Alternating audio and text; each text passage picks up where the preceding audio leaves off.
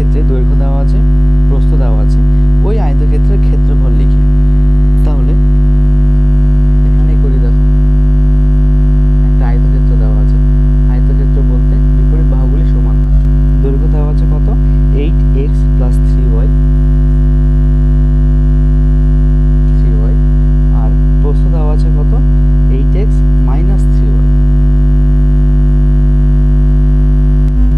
Centimetre বা semi. ক্ষেত্রফল বার করতে হবে। পরিসীমা হচ্ছে বাহুগুলোর যোগ করলে পরিসীমা পেয়ে যাব। যে কোনো চিত্রে পরিসীমা তার বাহুগুলোর যোগফল হয়, আর ক্ষেত্রফল ক্ষেত্রে কি হয়, বাহু গুণ হয়ে যায়। ঠিক আছে, তাহলে আয়তক্ষেত্রের ক্ষেত্রফল কি হবে, দৈর্ঘ্য গুণ প্রস্থ আমরা জানি। তাহলে লিখবে যে আয়তক্ষেত্রের দৈর্ঘ্য সমান সমান এত সেন্টিমিটার, প্রস্থ সমান সমান 8x - 3y সেন্টিমিটার। তাহলে ক্ষেত্রফল কি হবে, দৈর্ঘ্য গুণ প্রস্থ। তাহলে দৈর্ঘ্য দেওয়া আছে 8x + 3y, প্রস্থ দেওয়া আছে 8x - 3y সেন্টিমিটার স্কয়ার, ক্ষেত্রফলের একক। এবার দেখো, যেহেতু গুণ করছি আমরা, তাহলে গুণ কি করে করতে হয় আমি আগের ক্লাসে দেখিয়ে দিয়েছি, তবু আমি এখানে ছোট্ট করে দেখাচ্ছি। প্রথমে এই সংখ্যাটা দিয়ে এদের দুজনকে গুণ করব, তারপরে এইটা দিয়ে এদের দুজনকে গুণ করব। এখানে গুণ করার কোনো প্রয়োজন নেই। কেন প্রয়োজন নেই, দেখো এটাকে যদি আমরা এ ধরি, 8x + 3y, 8x - 3y, দুটো জিনিস একই আছে। তার মানে এটাকে আমরা এ ধরলে, এটা বি ধরলে, তাহলে a + b * a - b হচ্ছে। তাহলে আমরা a + b * a - b কিসের সূত্র জানি আমরা, a² - b²। ঠিক আছে, তাহলে গুণ করে দাও। গুণ করার প্রয়োজন নেই, সূত্রে ফেলে দেবো, a + b * a - b, a² - b²।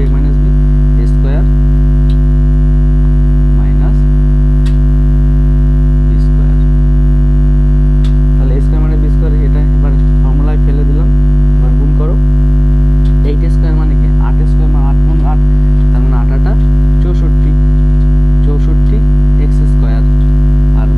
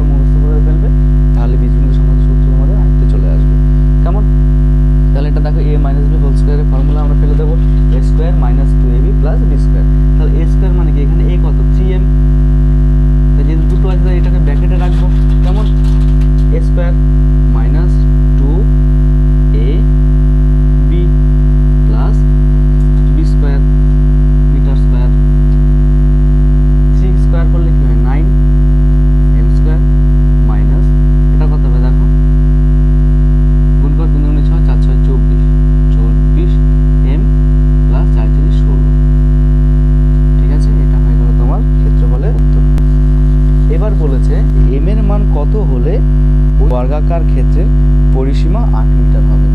আচ্ছা, এম এর মান কত হলে পরিসীমা 8 মিটার হবে, এটা হচ্ছে আলাদা ক্ষেত্রফল হয়ে গেল, পরিসীমা 8। তাহলে দেখো বাহু যদি এইটা হয় তাহলে আমরা এই বাহু ধরে পরিসীমা বার করব। তাহলে পরিসীমা কি হবে বার করো। বর্গক্ষেত্রের পরিসীমা সূত্র কি? কটা বাহু আছে বলো? ত্রিভুজের 3টি বাহু, তাই 3 দিয়ে গুণ করেছি বাহুকে, আর বর্গক্ষেত্রে 4টি বাহু, তাই 4 দিয়ে গুণ করবো বাহুকে। পরিসীমার ফর্মুলা হলো 4 গুণ বাহু মানে 4a, 4 গুণ বাহু, বাহু কত? 3m মাইনাস 4 মিটার, গুণ করো 3 4 12m মাইনাস 4 4 16 m। এবার বলেছে যে m এর মান কত হলে পরিসীমাটা 8 হবে। ঠিক আছে, তাহলে m এর মান কত হলে পরিসীমা 8, তাহলে আমাকে বলে দিয়ে যে পরিসীমাটা 8, তাহলে পরিসীমাটা 8 ধরে আমি m এর মান বার করতে পারি। সুতরাং লিখব কি, এই পরিসীমা সমান সমান 8। তাহলে আমরা এই সমাধানের সাপেক্ষে এটা যদি 8 হয়, আমি তাহলে এই সমাধান করে আমি m এর মান বার করে ফেলবো। তাহলে করো, বা দিয়ে অঙ্ক করতে হয় সমাধানের অঙ্ক।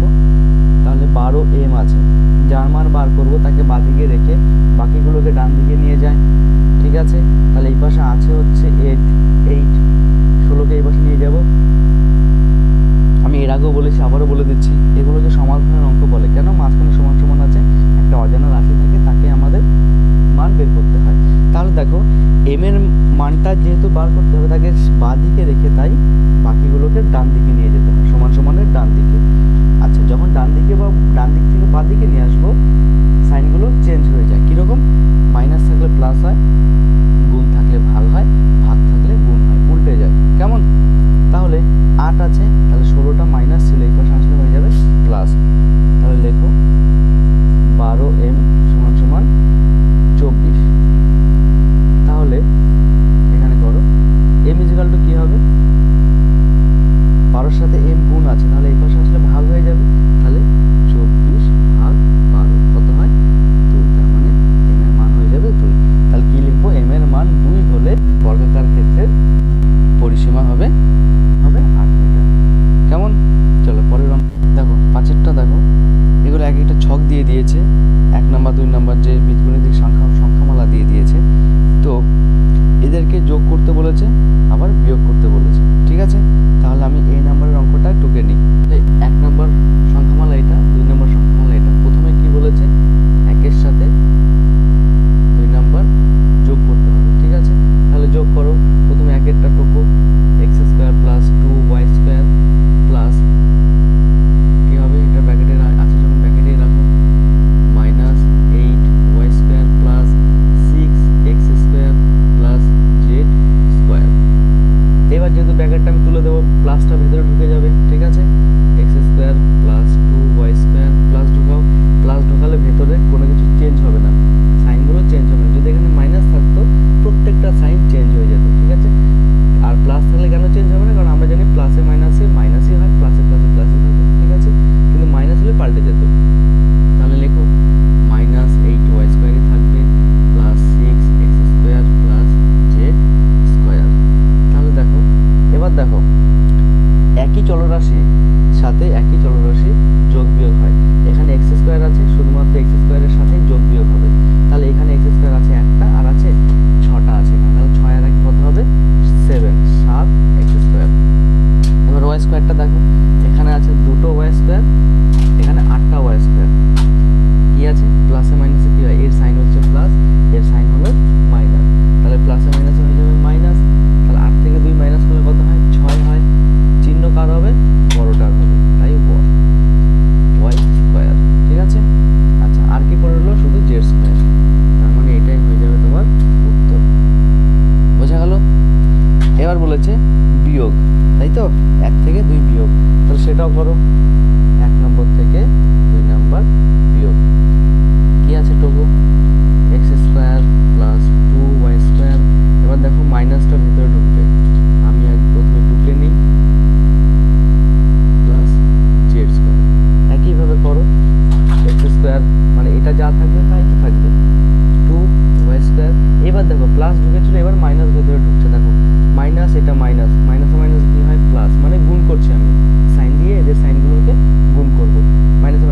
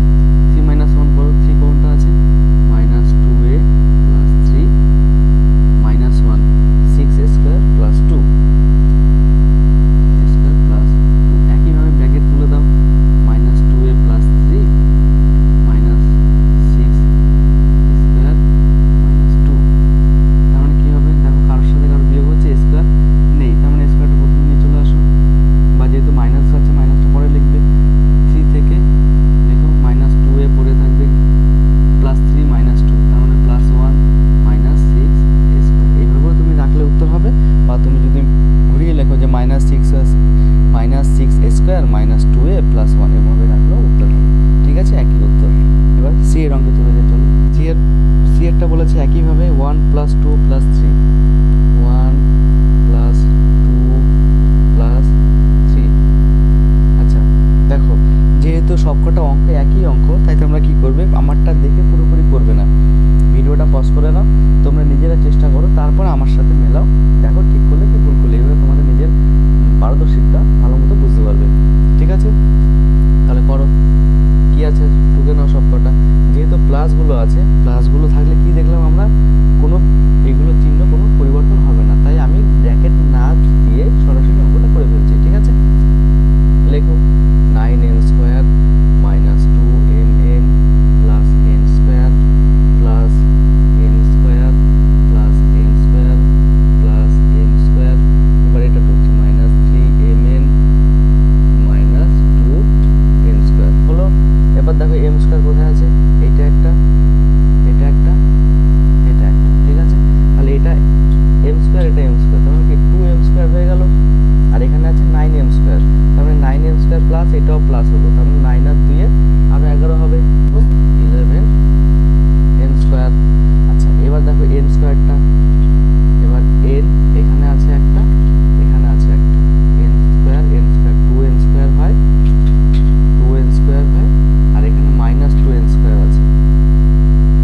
একবারে করতে পারতাম কি, plus 2n square minus 2n square, তাহলে 0 হয়ে যাবে, তোমাদের দেখানোর বোঝানোর জন্য আমি লিখলাম। এবার n স্কোয়ার হলো, আর কি আছে mn, তাহলে এখানে আছে দেখো মাইনাস 2mn, আর কোথায় আছে এখানে মাইনাস 3mn, তাহলে মাইনাসে মাইনাসে প্লাস, চিহ্ন হবে মাইনাস, 3 আর 2 5 mn, তার মানে কি পেলাম, plus n square minus 2n square কেটে যাবে, আর কি পড়ে রইলো 11n স্কোয়ার মাইনাস 5, এটা হবে তোমার উত্তর। তারপরে কি বলেছে দেখো 1 মাইনাস 2, তাহলে 1 মাইনাস 2 মানে কি, এবার মাইনাস যেহেতু তার মানে ব্র্যাকেট দিয়ে তুলতে হবে, লেখো 9n square minus 2mn plus n square, এবার মাইনাস কি বলেছে 2 একটা, মানে এইটা 2 একটা, তাহলে মাইনাস দিয়ে গুণ করবো মানে সবকটা চিহ্ন চেঞ্জ হবে, আমি ব্র্যাকেট দিলাম না, ডাইরেক্ট লিখলাম, এখানে প্লাস আছে, তাহলে মাইনাসে মাইনাসে প্লাস হয়ে যাবে minus m square minus n square, তাহলে বিয়োগ করো, এখানে 9m স্কোয়ার আছে প্লাস, কোনো সংখ্যার চিহ্নটা তার আগে থাকে, কিছু নেই মানে প্লাস আছে, তাহলে এর আছে প্লাস আর এর আছে মাইনাস, তাহলে মাইনাসে প্লাস হবে মাইনাস, 9 থেকে 1 মাইনাস করলে 8 হয়, বড়টা চিহ্ন প্লাস, আর লিখতে হয় প্রথমে, তাহলে 8m স্কোয়ার। এবার দেখো m স্কোয়ার দেখি, plus n square minus n square, তাহলে একই সংখ্যা বিপরীত চিহ্ন হলে কেটে যায়, কেটে দিলাম, আর কি পড়ে রইলো মাইনাস 2mn, এটা হয়ে যাবে তোমার উত্তর 1 মাইনাস 2 এরটা। আচ্ছা তারপরে বলেছে 2 মাইনাস 3, সেটা এখানে করো, 2 মাইনাস 3, 2 কি আছে m square plus n square, minus এর মধ্যে রাখছি তাই তো, কারণ প্রত্যেকটা চিহ্ন চেঞ্জ হবে, প্রথমে m স্কোয়ারের চিহ্ন প্লাস আছে, তার মানে করে ফেলো প্লাসে মাইনাসে মাইনাস m স্কোয়ার, এটা মাইনাস আছে, তার মানে মাইনাসে মাইনাসে প্লাস 3mn, তারপরেও মাইনাস আছে, মাইনাস ভেতরে ঢুকলে মাইনাসে মাইনাসে প্লাস 2m স্কোয়ার, এবার যোগ বিয়োগ করো, plus m square minus m square কেটে যায়, একই সংখ্যা চিহ্ন বিপরীত কেটে গেল, n স্কোয়ার এখানে n স্কোয়ার প্লাস প্লাস প্লাসে প্লাসে প্লাস, তার মানে কি হবে 3m স্কোয়ার, তারপর রইল 3mn, এটা হয়ে যাবে উত্তর। ঠিক আছে ফ্রেন্ডস, সি এর অঙ্কটা কমপ্লিট, এবার পরের অঙ্কে চলো। দেখো ফ্রেন্ডস, 6-এর বি এর অঙ্কটা করাচ্ছি, কেন 6-এর এর অঙ্কটা পুরো করে দিয়েছে, ঠিক আছে, করা জিনিস আমি করালাম না, আমি বি এর অঙ্কটা বুঝিয়ে দিচ্ছি, তোমরা এর অঙ্কটা নিজেরাই পারবে। ঠিক আছে, আচ্ছা বি এর অঙ্কটা দেখো, এগুলো 6-এর গুলো বলেছে গুণ ভাগ, এর আগে আমরা যোগ বিয়োগ করলাম, এবার বলেছে গুণ ভাগ, প্রথমেরটা কি বলেছে 1 একেরটা সাথে 2 গুণ, মানে 1 মাল্টিপ্লাই 2, তাই তো, x two the power 4 x cube plus 6x square, এটার সাথে আমি কত গুণ করব x স্কোয়ার দিয়ে। ঠিক আছে, আচ্ছা গুণ কি করে করে আমরা এর আগে শিখেছি, আমি আবারও বলছি, তাহলে x স্কোয়ার দিয়ে পুরো এই সংখ্যা মানটাকে গুণ করতে হবে, তার মানে প্রথমে একে গুণ করব, তারপরে একে, তারপরে একে, শুধু সংখ্যাগুলোকে করবো না, সাথে যে চিহ্নগুলো থাকবে তাদেরকেও গুণ করতে হবে, তাহলে x স্কোয়ার চিহ্ন তো প্লাস আছে, x স্কোয়ারের চিহ্ন প্লাস আছে, কিছু নেই মানে প্লাস আছে, তার মানে প্লাস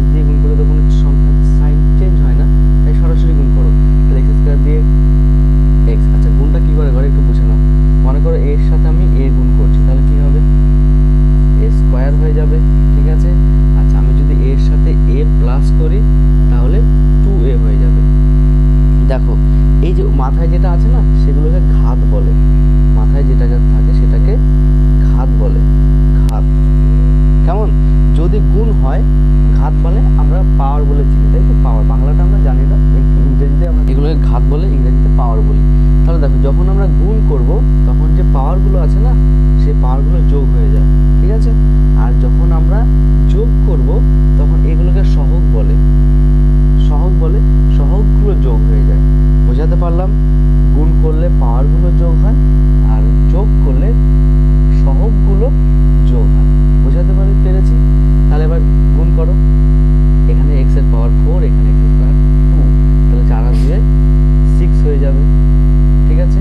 এবার এটার সাথে গুণ করো, মাইনাস মাইনাসে থাকবে 4x3, এটা x স্কয়ার, তাহলে 3 আর 2 5 হয়ে গেল, plus 6x two the power 4 হয়ে গেছে তোমার অঙ্ক।